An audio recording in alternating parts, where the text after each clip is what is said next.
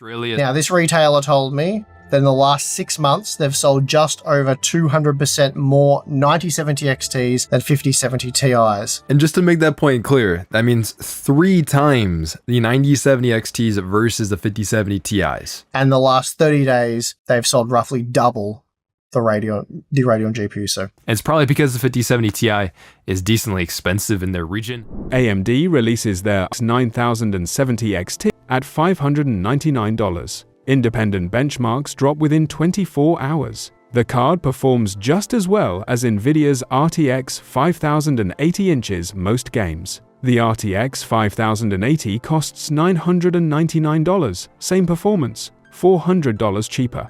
The gaming community doesn't need a spreadsheet to figure this out. Within 2 weeks, RX 9070 XT stock sells out globally. Waiting lists form at retailers.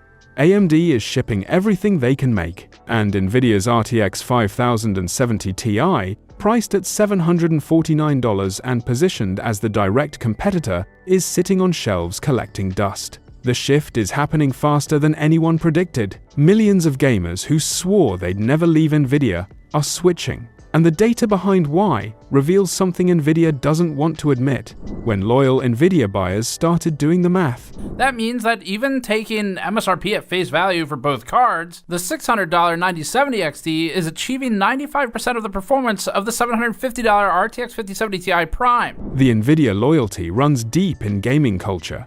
Green team versus red team. It's been a decade-long debate where NVIDIA consistently won on performance, features, and reliability. Gamers paid the NVIDIA premium because it was worth it. Better graphics, better software, better overall experience.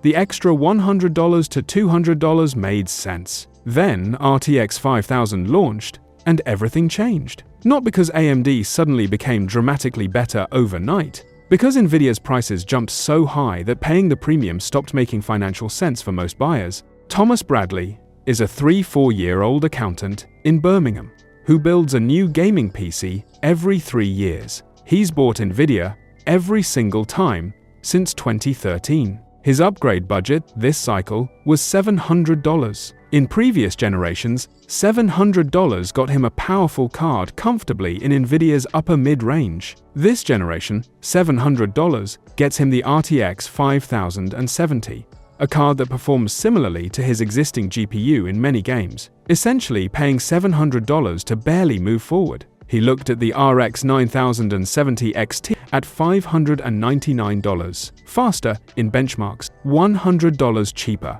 He bought AMD for the first time in 12 years. His reaction afterward, "I feel like I should have switched sooner.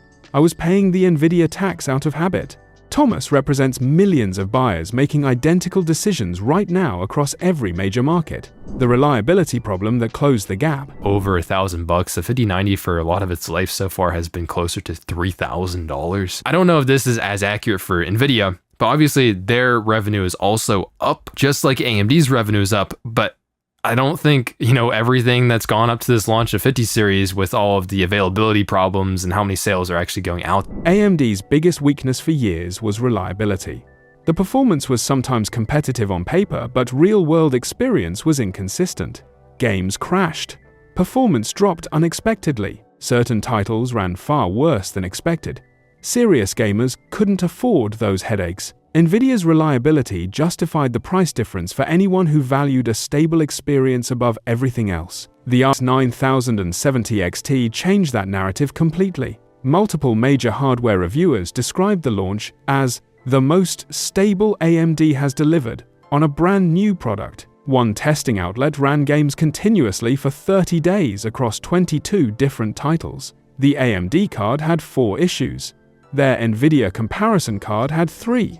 Essentially identical. The reliability gap that justified paying more for NVIDIA closed to the point where it barely matters. Rachel Morrison is a software developer in Austin who games seriously on weekends. She switched from an NVIDIA card to the RX 9070 XT after reading 3 months of reliability reports from other users. Her assessment after 8 weeks of daily use: "I had one crash that was probably the game itself, not the card.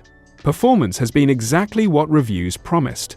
Nothing weird, nothing unexpected." I genuinely cannot tell the difference in daily use between this and my old NVIDIA card, except my wallet is $400 heavier. When technically knowledgeable people start publicly saying AMD feels identical to NVIDIA in everyday use, the last real justification for NVIDIA's premium disappears. The YouTube effect accelerating everything. But, in spite of that, I am not going back to Team Green, at least not yet, and neither is Jake. GPU buying decisions are heavily shaped by YouTube and streaming communities. Hardware reviewers with millions of subscribers influence what gamers buy more than any advertising campaign, and the content creator community shifted dramatically in early 2025.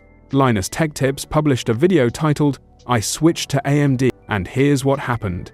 It currently has 11.4 million views. Linus, who historically recommended NVIDIA when the performance justified it, concluded that AMD represents the best GPU value in 5 years and recommended it over NVIDIA for most buyers. The comment section has 40,000 replies, overwhelmingly from viewers saying they watched the video and ordered an AMD card immediately after. Hardware Unboxed, one of the most respected GPU channels, ran a comprehensive video asking whether NVIDIA's premium is worth it anymore. Their conclusion was simple. For buyers spending under $800, no. AMD delivers equal or better performance per dollar at every price point under $800. Only above $800 does NVIDIA's premium become defensible, because AMD simply doesn't have a card competing there yet. When the reviewers who built their reputations recommending NVIDIA for years start telling their audiences to buy AMD instead, the community listens. These aren't AMD fanboys pushing an agenda. These are people who recommended NVIDIA consistently when NVIDIA was the better value. The fact that they're recommending AMD now tells buyers something genuinely changed. The image quality argument that weakened. I've shown many times now that FSR4 AI upscaling is very, very competitive. NVIDIA also updated their DLSS 4 upscaling, and that is very, very powerful, but FSR4 holds up. NVIDIA's software advantage centered heavily on their upscaling technology. Their system consistently produced better image quality than AMD's competing technology when making games look sharper without running them at full resolution. For buyers who cared about image quality above everything, this was a genuine reason to choose NVIDIA, even at higher prices. AMD released a major update to their competing technology alongside the RX 9000 series. The improvement is significant. Early comparisons show the gap between the two technologies narrowed substantially. Not eliminated completely, NVIDIA still produces slightly cleaner results in careful side-by-side testing. But the difference shrank from something obvious to something requiring careful comparison to reliably spot. David Chen is a digital artist and gamer in Singapore who specifically chose NVIDIA for image quality in previous builds.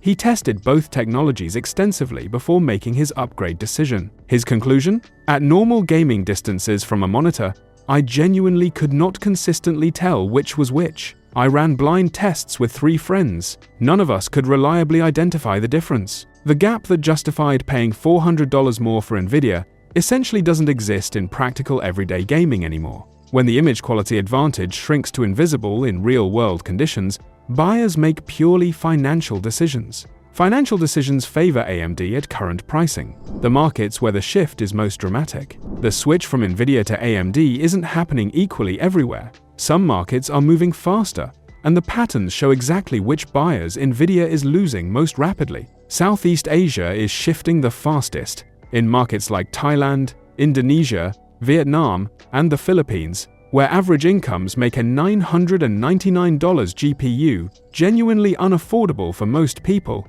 AMD's $599 price point opened a segment that was previously out of reach entirely. Retailers in Bangkok reported AMD outselling NVIDIA in the direct competing price range by 4 to 1 inch the first month. GPU importers in Jakarta said AMD allocations sold out in 72 hours, while NVIDIA cards remained available in warehouses. Eastern Europe shows similar patterns. Poland, Czech Republic, Romania, markets where gaming culture is passionate, but purchasing power differs from Western Europe. When $400 represents a significant portion of monthly income rather than pocket change, value decisions become obvious quickly. Even in the United States and UK, the mid-range shift is dramatic.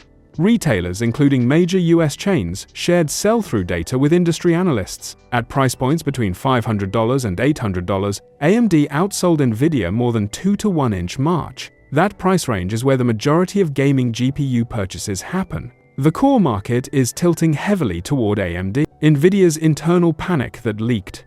Internal documents from NVIDIA's consumer GPU division, leaked to a major tech publication, reveal the company is significantly more worried than their public statements suggest. A market analysis memo circulated among senior managers concluded that AMD's share of gaming GPU sales reached 31% in March, up from 18% just 3 months earlier. That is 13 percentage points of the market transferred in 1 quarter. The memo described the pace of change as faster than any competitive movement the company had tracked in nearly a decade. The memo recommended cutting prices on mid-range RTX 5000 cards to close the value gap with AMD. But a financial analysis attached to the same document showed that cutting the RTX 5070 Ti price by $100 would cost NVIDIA hundreds of millions in quarterly revenue. The recommendation was shelved. No price cuts happened. Jensen Huang addressed the competition in a shareholder call.